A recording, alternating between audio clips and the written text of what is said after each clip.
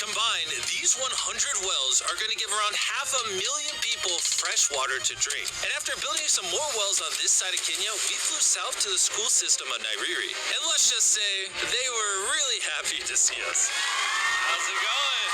Was not expecting this. Thank you for the welcome. You try to react. I appreciate it, everybody. This village threw a welcome ceremony upon our arrival, and Nolan got really into it. Nolan's the most awkward person I've ever met, and that's a lot coming from me. And after being shown around the school... Here comes our guest. How's it going? Oh, you having a good day? It's nice meeting you. One of the teachers showed me where the students currently get their water, which is from this river. That's extremely unsafe to drink. This is where your students used to get water from? Yes. This is crazy. Yeah. You know, students complaining of diarrhea, infections like typhoid, because this is the water we've been using. So we try to treat, but you see, look at it, but at the end of the day, life has to move on. You have to get some water anyway. This situation is obviously extremely sad. These children's lives are being limited and sometimes cut short from being forced to drink unsafe water. But at least for this village, we're gonna put an end to it right now. I don't think this John's gonna fit. I'm a big head. Let's see if we can find some water.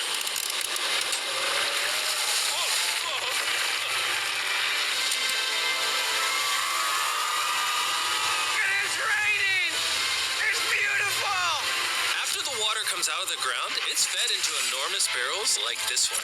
And once they're built into the water towers, all of the neighboring villages will not only have clean drinking water, but a pressurized water source as well, which in short means no more doing laundry and unsafe water. And pull!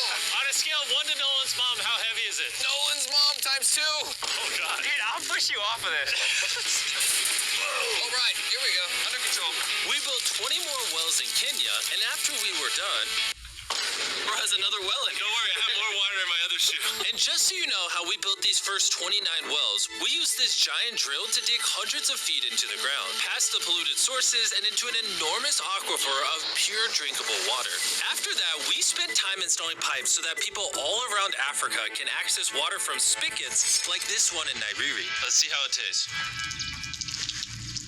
Like water. It took me about a minute to fill this 5-gallon drum. How much water can this provide a day? 3,600 gallons a day. Not only will this well cover the 400 kids at this school, but literally the entire neighborhood and village around this school can use this well. We say thank you for the water. Oh, no problem. This thing can basically pump non-stop for 30 years. You would think that having an effect of this magnitude would require the resources and funding of a large government, but that's not true.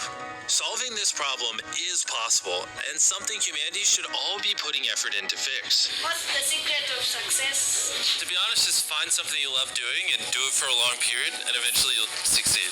So I'm gonna bring it super close. See us? Is that cool? If you look up, it's recording. Alright, well I'm gonna get close. Alright. Yeah, you can see yourself. We were also able to install a well for this village, and these 12 other villages. And while we were finishing these wells, we were also able to update one of their schools with brand new computers. How are they liking it? They really like them. Glad to see it turned out well. And we also updated the classrooms with new furniture, installed shelves and filled them with new books, donated a soccer ball for every student, and even put modern whiteboards and projectors in all the classrooms. Do you guys like the projector? We were using a chalk and made a lot of dust, but today everything is clean. We truly appreciate it.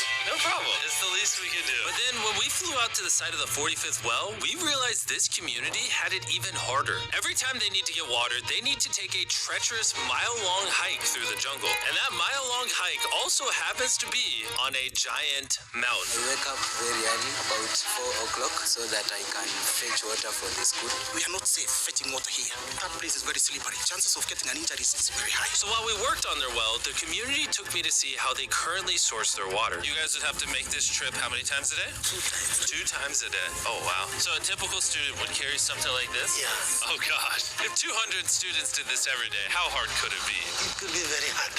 Oh boy. Dang, this is very very steep. We're just walking down this mountain forever.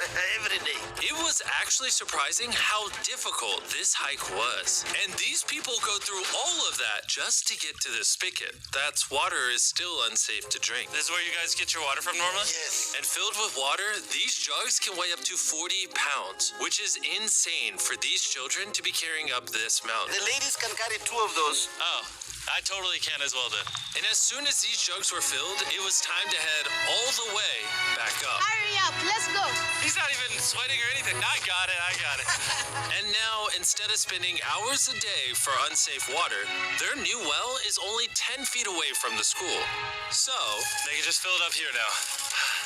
I'm too tired. And so we were on our way to the next village where we built our 46 well, but we ran into a little problem. We found out that this village is divided in half by this huge, dangerous river. It may not look like much now, but when the rainy season comes, the water comes up this high and literally swallows this bridge. And why this bridge is such a big deal is the village is over there, the hospital and schools are over there, so they're crossing this bridge multiple times a day. Despite how dangerous this bridge is, it's their only option. This river, when it is swollen, it can sweep away people, students, or even animals. In the recent past, we have lost about 3 people trying to cross this river. This loss of life is insane and absolutely unacceptable. The moment we heard about this, we knew we had to help. So while we started work on a new bridge that would let them reach their well, we then traveled over 2,000 miles from Kenya to the country of Zimbabwe.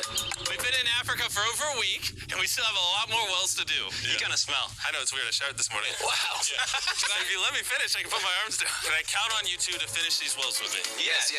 First on the agenda was to check out a local hospital that was in dire need of clean water. Upon entering, we learned how big of an impact this clinic had on the village. How many kids do you guys give birth to a year here? In a month, about 50. 600 births a year? Wow. But unfortunately, the pregnant mothers at this clinic have to walk over a mile just to get water, and then carry these heavy buckets all the way back. However, the good news is we paid for the construction of a new modern well for them.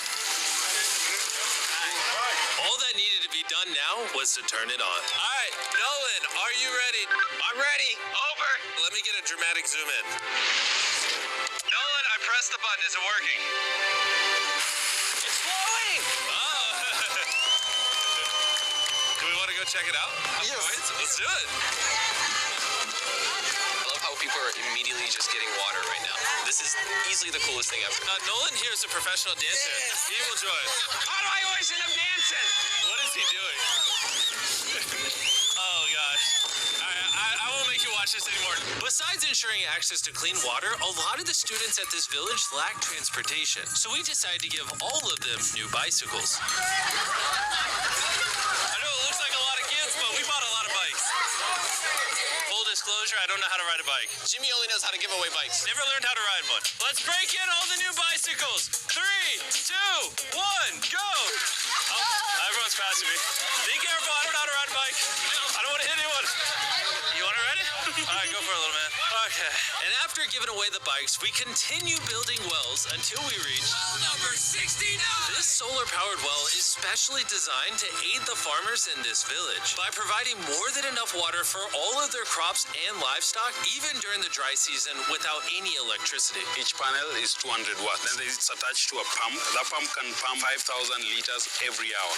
Basically, it's Unlimited amount of water for this entire village. that's incredible. And after we left Zimbabwe, we wanted to continue to give water to communities all across Africa. So we built more wells in Uganda, Somalia, and Cameroon. If you want to see more of what we did in Cameroon, there's a whole video about that coming soon on the Philanthropy channel. Spending time in these villages really made me reflect on the importance of building wells, how it brings water to farms to feed the hungry, how it provides clean conditions for hospitals, and most importantly, how it helps the children of this next generation live long, healthy lives and build the future for all of these communities. We await a new dawn of clean drinking water. Water is life. And with some help from the locals, we finally finished a new bridge that this community can use for the next 100 years.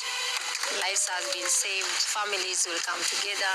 The worries will be gone. The 100 wells we built built in this video will change a lot of lives, but not enough. Which is why before you go, I want to urge you all to go to beastphilanthropy.org/wells or click the link in the description and donate money if possible. We're literally not profiting a dime off this video. 100% of the money we raise is going to go towards building more wells like you saw in this video all around the globe. I know it's weird that a YouTuber has to do all this stuff, but someone's got to do it, and if no one else is, we're going to do it. As you can tell, it really does change the lives of the communities where we build them. And finally, well 100.